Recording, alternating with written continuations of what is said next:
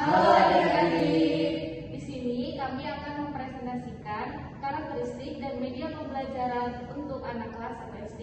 Sebelumnya, perkenalkan nama saya Nadia Junianti dengan NIM 113. Saya Miko Mamita Pratama dengan NIM 101. Saya Lukas Video Renata dengan NIM 120. Saya Hari Widyatuti dengan NIM 094. Selamat menyaksikan.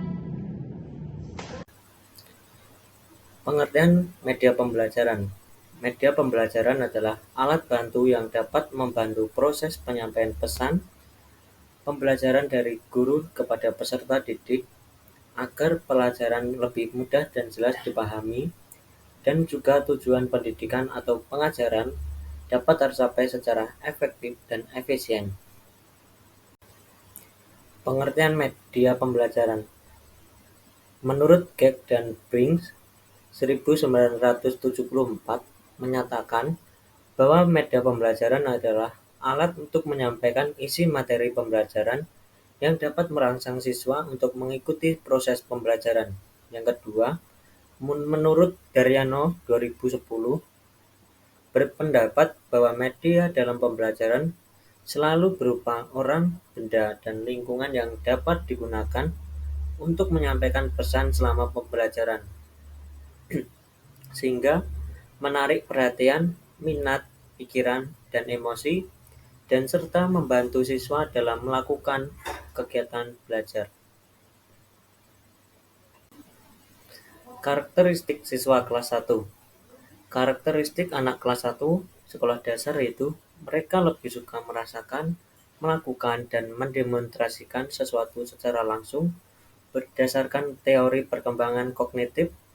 Siswa sekolah dasar yang sudah memasuki tahap operasional konkret, yang berarti guru perlu merancang model pembelajaran yang melibatkan anak secara langsung dalam proses pembelajaran.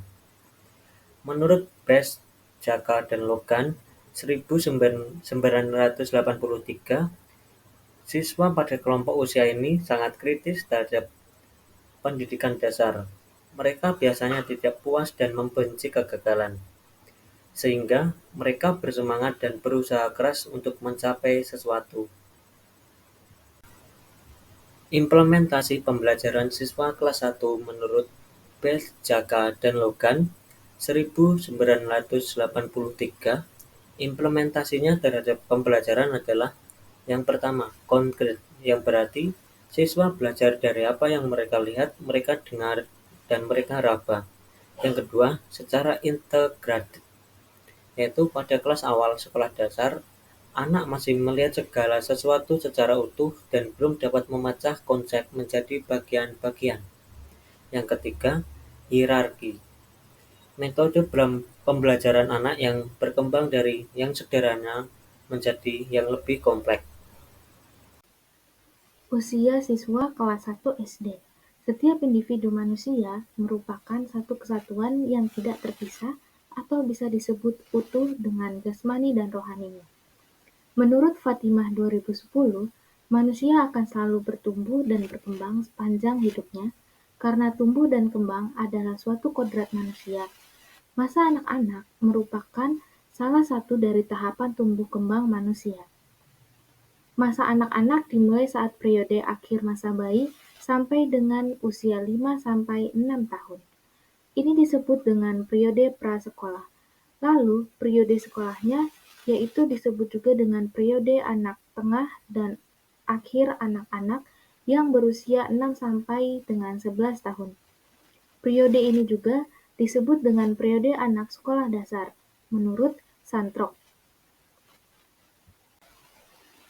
Peraturan Pemerintah Nomor 17 Tahun 2010 tentang Pengelolaan dan Penyelenggaraan Pendidikan pada Pasal 69 Ayat 4, sekolah dasar atau madrasah Islamiyah atau bentuk yang sederajat wajib menerima warga negara berusia 7 sampai dengan 12 tahun sebagai peserta didik sampai dengan batas daya tampungnya. Mariyati dan Afandi tahun 2016 menjelaskan bahwa kesiapan anak masuk sekolah dasar merupakan keterampilan yang sudah dimiliki anak tersebut untuk dapat mengerjakan tugasnya di sekolah dasar pada usia 6-7 tahun. Pada teori perkembangan kognitif Jean Piaget menyatakan bahwa alur tahapan perubahan yang terjadi pada setiap manusia ada 4. Yang pertama, tahap sensori motorik, yaitu umur 0 sampai 2 tahun. Yang kedua, tahap praoperasional, yaitu umur 2 sampai 7 tahun. Yang ketiga, operasional konkret, yaitu umur 7 sampai 11 tahun. Dan yang keempat, operasional formal, umur 11 sampai 15 tahun. Maka, usia yang sepantasnya untuk kelas 1 SD adalah 7 tahun, di mana masuk ke dalam tahapan operasional konkret Jean Piaget.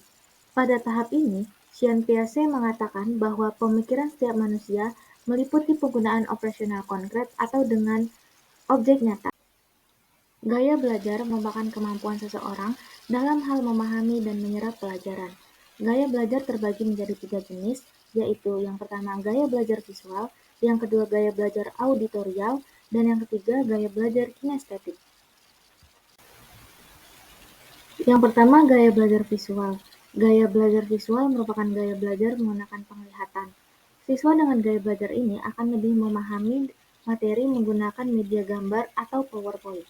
Yang kedua, gaya belajar auditorial. Gaya belajar auditorial merupakan gaya belajar menggunakan pendengaran.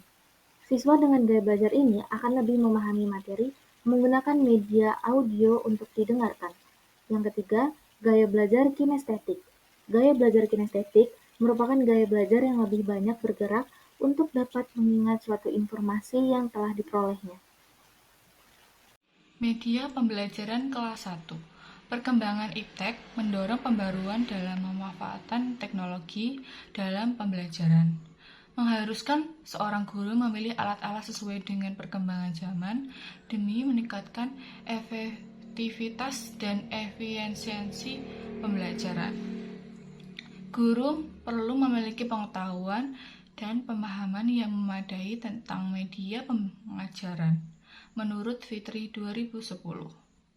Siswa kelas rendah, termasuk siswa kelas 1, memerlukan perhatian khusus karena mereka masih mengalami kesulitan dalam mempertahankan konsentrasi, menurut Helsa dan Candy 2019. Oleh karena itu, guru kelas 1 dituntut untuk mengembangkan proses pembelajaran yang menarik dan efektif. Guru perlu mampu memilih media yang dapat memfasilitasi proses pembelajaran agar tujuan pembelajaran dapat tercapai. Benda-benda yang ada di sekitar lingkungan dapat digunakan sebagai media pembelajaran. Pada tingkat SD kelas 1, pembelajaran cenderung bersifat abstrak dan memerlukan penggunaan media atau alat bantu untuk memahami materi pembelajaran. Anak-anak pada dasarnya belajar melalui pengalaman konkret, sehingga penggunaan benda-benda yang nyata sebagai perantara atau visualisasi menjadi penting dalam memahami konsep-konsep abstrak, menurut Amin tahun 2010. Mengenalkan materi kepada anak-anak tidak harus terpaku pada penggunaan buku latihan. Sebaiknya terdapat sejenis media yang sudah tersedia di sekitar lingkungan kita yang dapat langsung dimanfaatkan untuk keperluan pembelajaran. Yang dibutuhkan adalah kemampuan, keahlian, dan kreativitas dalam memilih serta memanfaatkan potensi dari berbagai sumber dan media pembelajaran yang tersedia, menurut Rahadi 2004. Selanjutnya ada contoh media pembelajaran. Yang pertama, media Lego. Lego adalah kumpulan mainan yang dapat dirangkai dari potongan plastik dan berbentuk persegi panjang. Anak-anak dapat membuat huruf, angka, dan bentuk yang mereka sukai dengan Lego sesuai dengan kebutuhan mereka. Lego sendiri merupakan pengembangan dari batu bata yang dapat dibuat menjadi berbagai bentuk yang diinginkan anak-anak, seperti berbagai bentuk mobil, helikopter, dan gerobak.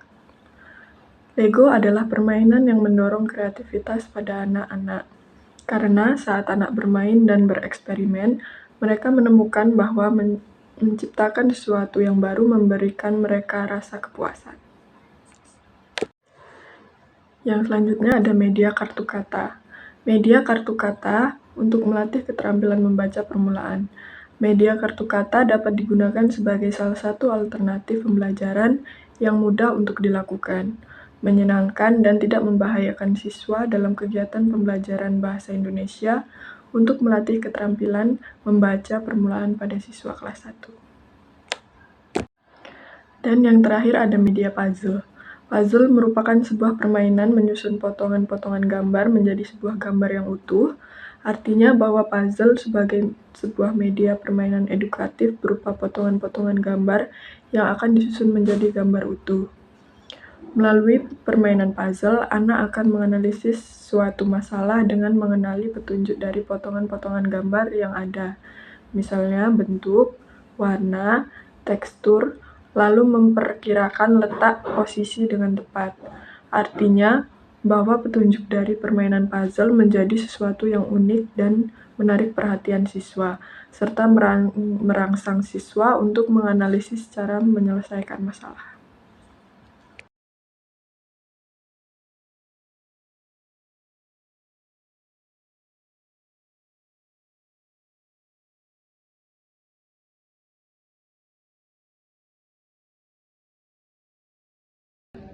Sekian presentasi dari kami, kurang lebihnya mohon maaf. Terima kasih.